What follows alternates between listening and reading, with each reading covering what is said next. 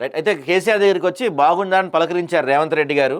ఆరోగ్యం ఎలా ఉంది? కేసీఆర్ను ఆత్మీయంగా పలకరించిన సీఎం రేవంత్. కేసీఆర్ వద్దకు వెళ్ళి నమస్కరించి యోగక్షేమం అడిగిన సీఎం. అసెంబ్లీలో సరికొత్త సాంప్రదాయం తరలిపోయిన ముఖ్యమంత్రి రేవంత్ రాగానే లేచి నుంచిన కేసీఆర్, 17 మంది బీఆర్ఎస్ ఎమ్మెల్యేలు, కుర్చీల్లోంచి లేవని కేటీఆర్, కౌశిక్ రెడ్డి, ఎమ్మెల్యేలు ఎమ్మెల్సీలకు సెంట్రల్ హాల్.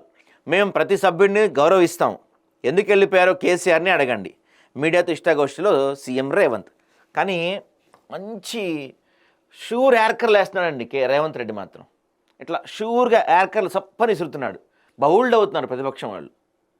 ఎప్పుడైతే అసెంబ్లీ ఎన్నికల్లో రిజల్ట్స్ రాగానే కేసీఆర్ కాలు జారి పడిపోయారని తెలియగానే యశోదా హాస్పిటల్కి డైరెక్ట్గా వెళ్ళి పలకరించాడో రేవంత్ రెడ్డి, ఆ రోజు కత్తి లాంటి బౌన్సర్ వేశాడు ఆయన.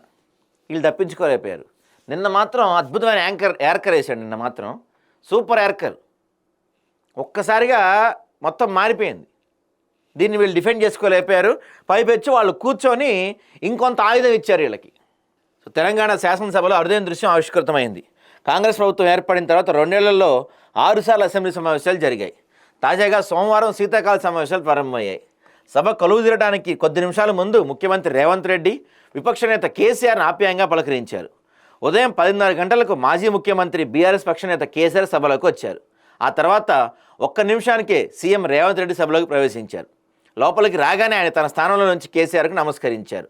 ఆయన స్పందించకపోవడంతో రేవంత్ రెడ్డి లేచి కేసీఆర్ దగ్గరికి వెళ్ళారు. నమస్కారం చేసి ఆరోగ్యం బాగుందా, ఎలా ఉన్నారని కేసీఆర్ను రేవంత్ రెడ్డి పలకరించారు.